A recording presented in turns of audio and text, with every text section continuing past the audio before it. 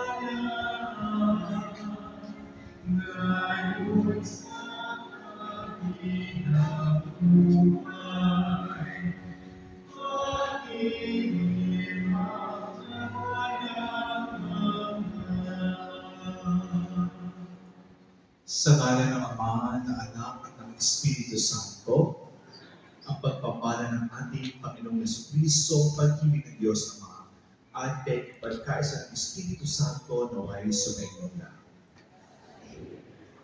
Ang dakilang kapistahan ng paghahari ng Panginoong Jesucristo sa sanlibutan ay hudyat ng pagtatapos ng kasalukuyang taon sa kalendaryong paniturian ng simbahan. Ipinahihiwatig nito na ang Panginoong Jesucristo ang naghahari sa lahat ng yugto ng ating buhay. Sa Kanya nagsisimula, nagpapatuloy at magtatapos ang lahat ng bagay sa sanlibutan. Aminin natin ang ating mga kasalanan. Humingi tayo ng tawad sa ating mga paligiyos. Inaamin ko sa makapangyarihang Diyos at sa inyong mga kapatid na lubha akong nagkasala sa isip, sa salita at sa gawa at sa ating pagkakailan. Kaya isinasama ko sa mahal na Birhen Maria sa lahat ng mga anghel na mapanal at sa inyong mga kapatid na ako'y ipanalangin sa Panginoong ating Diyos. Kaawaan tayo ng makapangyarihang Diyos, patawarin tayo sa ating mga kasalanan at pagbabayan tayo sa buhay na walang hanggan. Panginoon, kaawaan mo kami. Kristo, kaawaan mo kami. Kristo, kaawaan mo. Panginoon, kaawaan mo kami. Panginoon, kaawaan mo. Papuri sa Diyos sa kaitasan.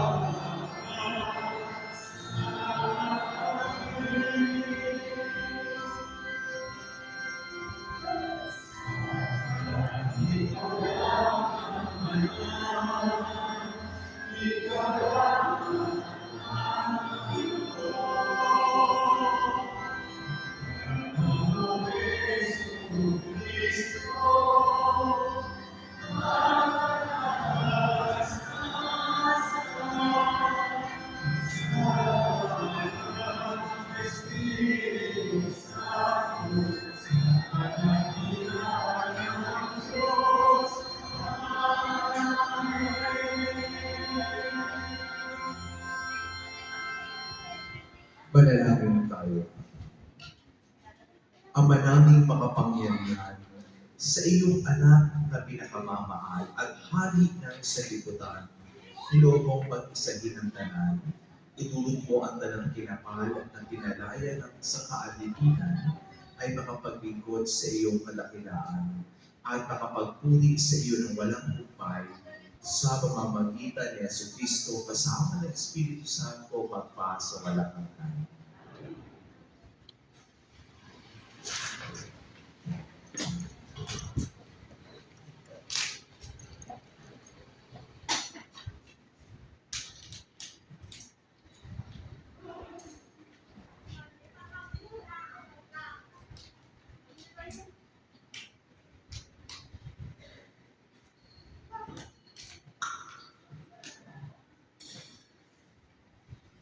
Pagbasa mula sa ikalawang aklat ni Samuel. Noong mga araw na yun, nagkaisa ang lahat ng angkan ng Israel na pumunta sa Hebron upang makipagkita kay David. Sinabi nila, "Kami laman ng iyong laman at dugo ng iyong dugo." Nang si Saul ang hari namin, nahula ka sa mga kawal ng Israel sa pakikipagdigma. Ipinangako sa iyo ng Panginoon na gagawin kanyang hari upang mamuno sa kanyang bayan. Lahat ng matatanda ng Israel ay nagpunta nga sa Hebron at doon ang pagkasundo sa kanya sa harapan ng Panginoon. Pinuhusan nila ng langis si David at kinalalang hari ng Israel. Ang salita ng Diyos.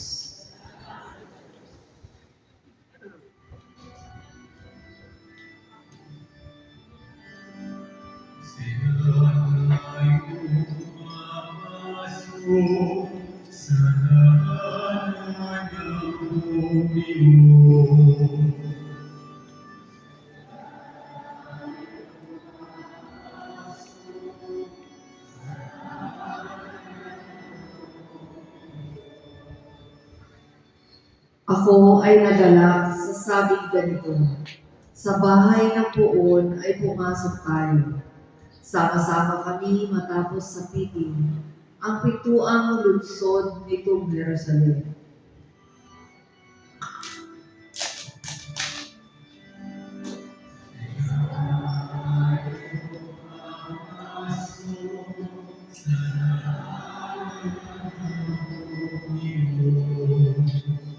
Dito umaahon ang lahat ng angkan, lipi ni Israel upang magsambahan. Ang hangad, ang poon ay pasalamatan, pagkat ito'y utos na dapat gampanan. Doon din naroon ang mga hukuman at trono ng haring hahatulan sa tanan.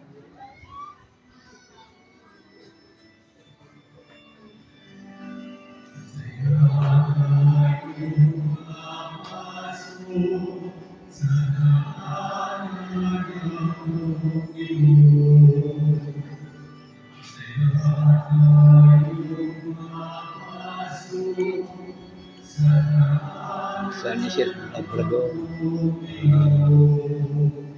di Palbansa, Ono, Las Piñas. Linggo, araw ng Pagbasa mula sa sulat ni Apostol San Pablo sa mga taga-Colosas. ang mga idol. Mga kapatid, magpasalamat kayo sa Ama Tutulong kayo sa akin sapagkat para rin kayo inarapat magsimba. niyang ibilang kayo sa mga hinirang na magmamana ng parian ng kaliwanagan. Piniligtas niya tayo sa kapangyarihan ng kadiliman at inilipat sa karian ng kanyang minamahal na anak. Sa pamamagitan ng anak, tayo'y pinalaya at pinatawad sa ating mga kasalanan. Si Kristo ang larawan ng Diyos na di nakikita at siyang may kapangyarihan sa lahat ng nilikha. Sapagkat ang lahat ng nasa langit at nasa lupa, nakikita man o hindi, pati ang mga naghahari at namamahala, mga namumuno at may kapangyarihang espiritual ay pawang nilikha ng Diyos sa pamagitan niya at para sa Kanya. Siya'y una sa lahat at sa Kanya nasasalalay ang kaayusan ng lahat ng bagay. Siya ang ulo ng simbahan ng Kanyang katawan.